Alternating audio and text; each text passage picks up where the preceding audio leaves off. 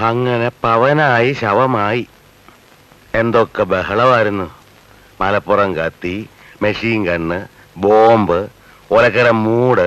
ആ സിഐഡികൾ ചില്ലറക്കാരില്ലെന്ന് ഞാൻ അന്നേ പറഞ്ഞല്ലേ. ബിസിനസ് ഇനിയും തുടരാൻ പറ്റുമെന്ന് തോന്നുന്നില്ല. സാർ ചായ. നിന്നോട് ഞാൻ ചായ ചോദിച്ചോടാ കുഞ്ഞിരാമ, കൊണ്ടുപോടാ. എൻ്റെ സിറ്റുവേഷൻ എക്സ്പ്ലെയിൻ ചെയ്യാൻ ഇപ്പം നേരത്തെ കണ്ട ആ സീനിലും വലിയ ഒരു സീനില്ല.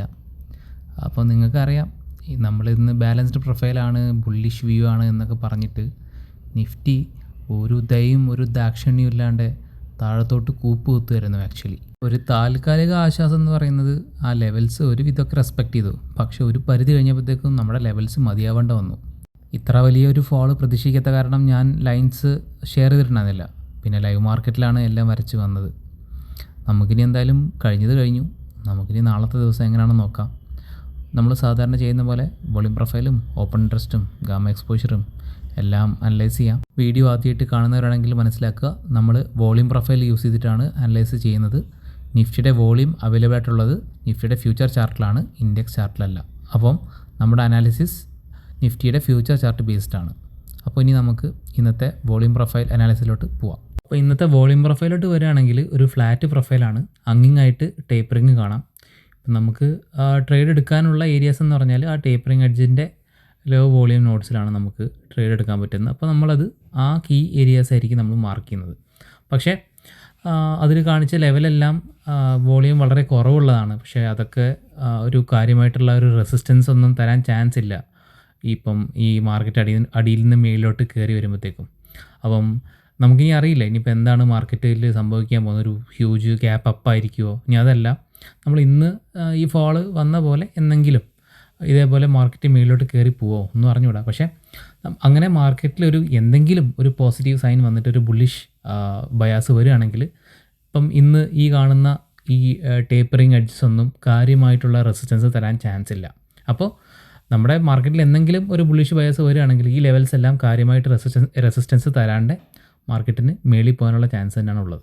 അതാണ് ആകെയുള്ളൊരു പോസിറ്റീവ് കാര്യം. ഇന്നത്തെ പ്രധാന ചോദ്യം ഇതൊന്നുമല്ല, എന്നാണ് ഈ ദിവസം എന്നാണ്. അതെന്നാണെന്ന് എനിക്കും അറിഞ്ഞൂടാ. പക്ഷേ മാർക്കറ്റിലൊരു സ്ട്രോങ് പോസിറ്റീവ് ന്യൂസ് വരാണ്ട് അത് സംഭവിക്കില്ല. ഇനിയിപ്പം പോസിറ്റീവ് ന്യൂസായിട്ട് ഇനി വരാനുള്ളത് ബഡ്ജറ്റും അതുപോലെ ട്രേഡ് ഡീലും പിന്നെ അതുപോലെ ഏതെങ്കിലും കമ്പനിയുടെ ഏർണിംഗ് റിസൾട്ട്സുമാണ്. അപ്പം എന്തെങ്കിലും ഒരു പോസിറ്റീവ് റിസൾട്ട് വരാണ്ട് ബൈയിങ് തിരിച്ച് നമ്മുടെ മാർക്കറ്റിലോട്ട് വരുമെന്ന് എനിക്ക് തോന്നുന്നില്ല. ഇനി നമുക്ക് ഇമ്പോർട്ടൻറ്റ് ലെവൽസിലോട്ട് വരാം. അപ്പം നേരത്തെ പറഞ്ഞ കാര്യങ്ങൾ വെച്ചിട്ട് തന്നെയാണ് നമുക്ക് ലെവൽസ് നമ്മൾ മാർക്ക് ചെയ്യുന്നത്. ഇത് ഇന്നത്തെ ദിവസത്തെ ലെവൽസ് മാത്രമാണ്. ഇനി ഇന്നത്തെ പോലെ വളരെ സ്റ്റീപ്പ് ഫോളോ ഒരു ഹയർ മൊമെൻറ്റം ഒക്കെ വന്നു കഴിഞ്ഞാൽ ഞാൻ ചാർട്ട് നമ്മുടെ ടെലഗ്രാം ഗ്രൂപ്പിൽ പോസ്റ്റ് ചെയ്തേക്കാം. അപ്പം നിങ്ങൾ സമയം കിട്ടുകയാണെങ്കിൽ ഈ വീഡിയോയുടെ കമൻറ്റിൽ പിൻ ചെയ്ത് വെച്ചിട്ടുള്ള ടെലഗ്രാം ഗ്രൂപ്പിൽ ജോയിൻ ചെയ്യാം. നമുക്കിനി ഓപ്പൺ ഇൻട്രസ്റ്റ് അനാലിസിലോട്ട് വരാം. അപ്പോൾ ആദ്യം കോൾ റൈറ്റേഴ്സിൻ്റെ പൊസിഷൻസ് നോക്കാം. അപ്പോൾ നമുക്ക് ഏറ്റവും കൂടുതൽ കോൾ റൈറ്റേഴ്സ് ഉള്ളത് 25,500. ഇന്നലെ അതൊരു നല്ലൊരു സപ്പോർട്ട് റീജിയനായിരുന്നു. അതിന്ന് ഒരു റെസിസ്റ്റൻസ് റീജിയനായിട്ട് മാറിയിട്ടുണ്ട്. അവിടെ പുതുതായിട്ട് 8.8 മില്യൺ കോൾ റൈറ്റേഴ്സ് ആഡ് ആയിട്ടുണ്ട്. പിന്നെ അതുപോലെ ടോട്ടൽ ഓയി വരുന്നത് 10 മില്യൺ. ഹ്യൂജ് റെസിസ്റ്റൻസ് ആണ്. ബാക്കിയുള്ള സ്ട്രൈക്സ് ഒന്നും എനിക്കിപ്പോൾ സിഗ്നിഫിക്കൻ്റ് ആയിട്ട് തോന്നുന്നില്ല. നമുക്കിനി ഡീറ്റെയിൽ ആയിട്ട് ഗാമ എക്സ്പോഷറിൻ്റെ അനാലിസിസ് വരുമ്പോൾ നോക്കാം. നമുക്കിനി സപ്പോർട്ട് ഏരിയയിലോട്ട് വരാം.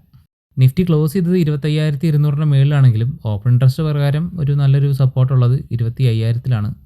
അവിടെ ടോട്ടൽ OI 7.6 മില്യൺ ഉണ്ട്. പുതുതായിട്ട് 2 മില്യൺ പുട്ട് റൈറ്റേഴ്സ് ആഡ് ആയിട്ടുണ്ട്. അതിന് പുറമെ വേറെ നല്ല സപ്പോർട്ടൊന്നും കാണുന്നില്ല.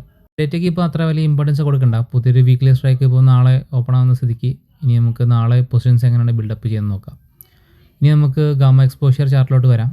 അവിടെ കാണുന്നത് 25,000 തൊട്ട് 25,500 വരെയുള്ള ഒരു നിഫ്റ്റിയുടെ റേഞ്ചാണ് നമുക്കിവിടെ കാണാൻ സാധിക്കുന്നത്. 25,000 സപ്പോർട്ടും 25,500 റെസിസ്റ്റൻസും. അതിൻ്റെ ഇടയ്ക്കുള്ള ലെവൽസ് ഒന്നും ഒരു സിഗ്നിഫിക്കൻറ്റ് ലെവൽസായിട്ട് തോന്നുന്നില്ല. സോ മാർക്കറ്റിന് ഇതിൻ്റെ ഇടയ്ക്കൊരു ഫ്രീ മൂവ്മെൻറ്റ് വരാനാണ് ചാൻസ്. ഇനി എന്തെങ്കിലും ജിയോ പൊളിറ്റിക്കൽ ന്യൂസ് ആയിരിക്കും ഇതിനെ ഒരു ട്രിഗറിങ് ഫാക്ടർ. അപ്പോൾ അതനുസരിച്ചിട്ട് മാർക്കറ്റിൽ അത് എന്ത് ചലനങ്ങളുണ്ടാക്കിയാലും അതിൻ്റെ ഒരു ഫുട് പ്രിൻറ്റ് വെച്ചിട്ട് നമുക്ക് ട്രേഡ് എടുക്കുന്നതായിരിക്കും നല്ലത്. ന്യൂസ് യൂസ് ചെയ്ത് ട്രേഡ് ചെയ്യണം എന്നല്ല ഞാൻ പറയുന്നത്. കാര്യം ന്യൂസ് കാരണം മാർക്കറ്റിൽ എന്തെങ്കിലും ഒരു മൂവ്മെൻറ്റ് വരികയാണെങ്കിൽ അതിൻ്റെ ഒരു ഫുട് പ്രിൻറ്റ് നമുക്ക് നമ്മുടെ സെറ്റപ്പിൽ കാണണം. അത് വെച്ചിട്ട് അതിൻ്റെ ബാക്കിൽ ട്രേഡ് എടുക്കുന്നതായിരിക്കും ഏറ്റവും സേഫ്. അപ്പോൾ ഇത് കൺക്ലൂഡ് ചെയ്യുകയാണെങ്കിൽ സെൻറ്റിമെൻറ്റ് വൈസ് മാർക്കറ്റ് ഇപ്പോഴും ബെയറിഷ് ആണ്. 25,000 ലെവലെത്താനുള്ള എല്ലാ സാധ്യതകളും ഉണ്ട്. ഇനി അവിടെ എത്തിക്കഴിഞ്ഞാൽ മാർക്കറ്റ് എങ്ങനെ റിയാക്ട് ചെയ്യാമെന്ന് നമുക്ക് കണ്ടു തന്നെ അറിയേണ്ടി വരും. അപ്പോൾ ഒരു പോസിറ്റീവ് ന്യൂസിനായിട്ട് കാത്തിരിക്കാം. നിലവിൽ ഒരു പോസിറ്റീവ് ന്യൂസും മാർക്കറ്റിലില്ല. അപ്പോൾ ഇത്രയൊക്കെയാണ് എനിക്ക് പറയാനുള്ളത്. അപ്പം അനാലിസിസ് ഇഷ്ടമായെങ്കിൽ നിങ്ങൾ ദയവായിട്ട് വീഡിയോ ലൈക്ക് ചെയ്യുക, കമൻറ്റ് ചെയ്യുക അഭിപ്രായങ്ങളെല്ലാം. പിന്നെ മറ്റുള്ളവരിലേക്ക് ഇതൊന്ന് ഷെയർ ചെയ്തിട്ട് ചാനലിൻ്റെ ഗ്രോത്തിന് വേണ്ടി സഹായിക്കുക. Thanks a lot.